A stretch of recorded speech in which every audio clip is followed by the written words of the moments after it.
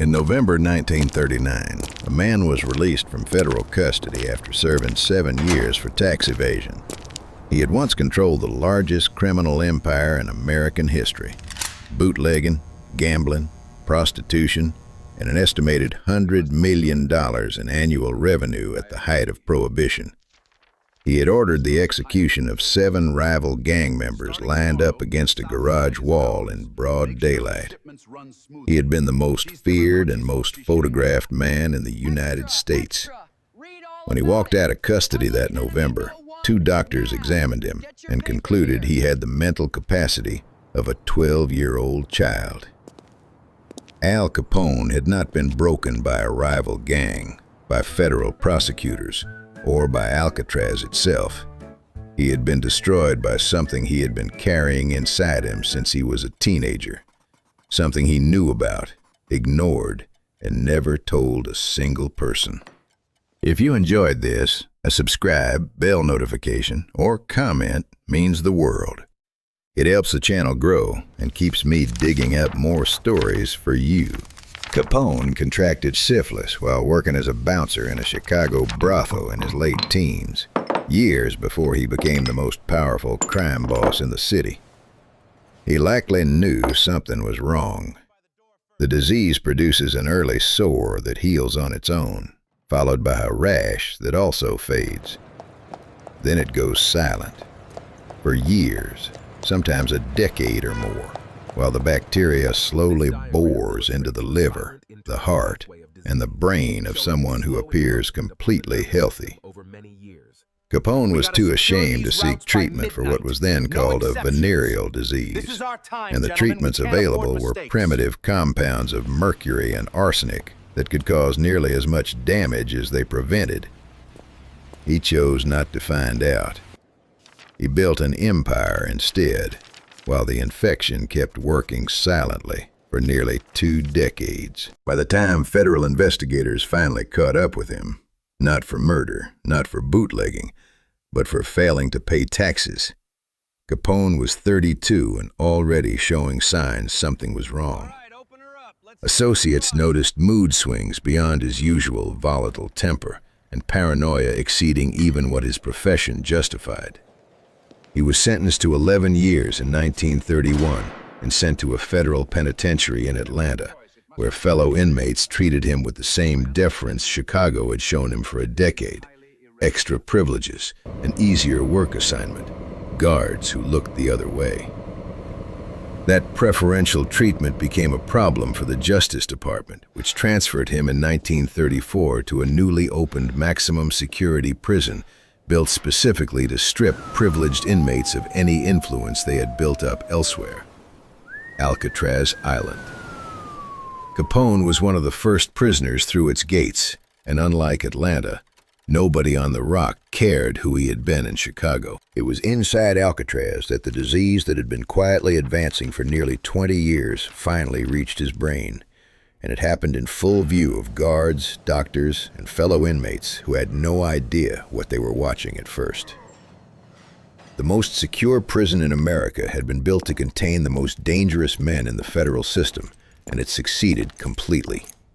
What nobody had designed it to contain was an enemy that was already inside one of its prisoners, that had been there since before he ever set foot in Chicago, working silently through every year of his rise to power. The early signs were subtle enough that other inmates noticed before prison doctors took them seriously. Capone began talking to himself in his cell. He grew confused by simple instructions. His speech started to slur, and a man once known for his physical presence now shuffled, unsteady on his feet. He was permitted to play banjo in the prison band, a small mercy that gave him something to hold on to as everything else slipped. He spent hours alone, sometimes believing he was speaking with God, sometimes convinced he could personally end the Great Depression, if only someone would listen. The disease had progressed to neurosyphilis, a late-stage infection attacking the central nervous system directly, producing exactly the kind of cognitive and psychiatric collapse the staff were now documenting in their own most dangerous inmate. At one point, a confrontation in the psychiatric ward escalated into the men throwing their own waste at each other.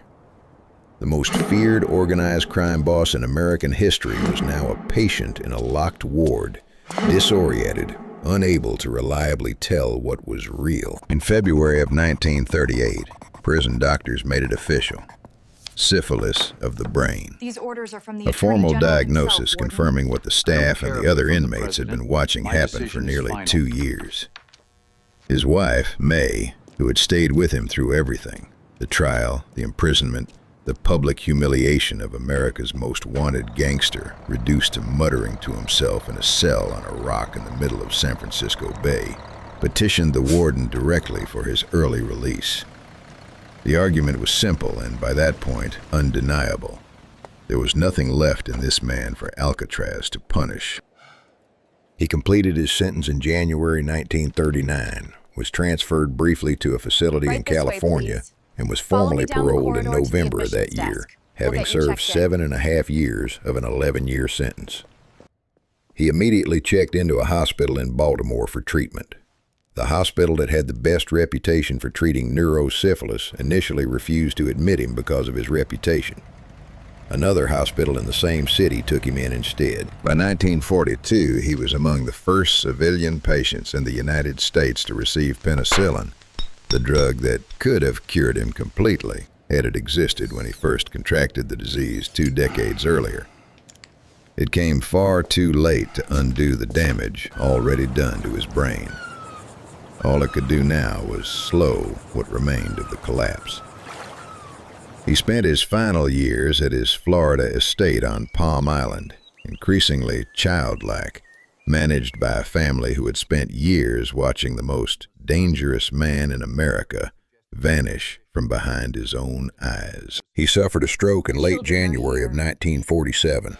By then, his own physician and a Baltimore psychiatrist had already confirmed what Alcatraz first revealed: the mind of a 12-year-old trapped inside the body of the most feared man in America. Pneumonia followed the stroke. On January 25th, he died of cardiac arrest at his Florida home, surrounded by the family who had spent 8 years watching him disappear from behind his own eyes. He was 48 years old. His death certificate listed bronchial pneumonia and a stroke as the causes of death. The underlying condition that had actually destroyed him, the disease he contracted as a teenager and never told anyone about, was left off the official record entirely. For years afterward, rumors circulated that he had died of diabetes. The full truth, that the empire of Al Capone had ultimately been ended not by police, not by federal prosecutors, and not by rival gangsters, but by a infection he was too ashamed to mention to a doctor in 1918, only became widely known decades later. My name is George, and this is Echoes from the Cell.